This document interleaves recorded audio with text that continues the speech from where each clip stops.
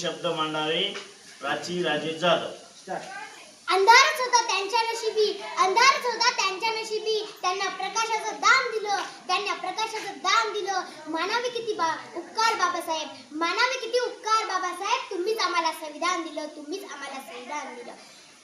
सन्मान्य व्यासपीठ व येथे जमल्या माझ्या बालमित्र मैत्रिणींनो, मी प्राची राजे जाधव डॉक्टर बाबासाहेब आंबेडकरांना वंदन करते व माझ्या भाषणात सुरुवात करते.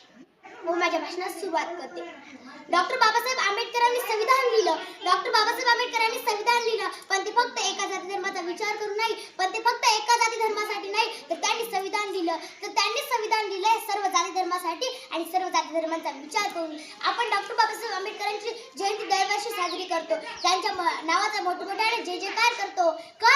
कारण त्यांनी केलेलं मोठं कार्य, डॉक्टर बाबासाहेब आंबेडकरांनी जगाला जगावं कसं, लढावं कसं, संघर्षातून घडावं कसं आणि वादळासमोर उभं राहावं कसं, हे त्यांनी आपल्या कृतीतून संपूर्ण जगाला दाखवून दिले.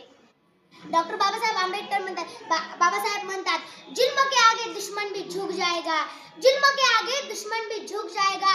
अगर हौसला जिद्द का हो, अगर हौसला जिद्द का हो तो आसमान भी झुक जाएगा, अगर हौसला जिद्द का हो तो वक्त भी रुक जाएगा. अगर हम एकता से चले तो इंसान ही क्या, ये आसमान भी झुक जाएगा. एवढे बोलून मी माझे 2 शब्द संपवते. जय हिंद.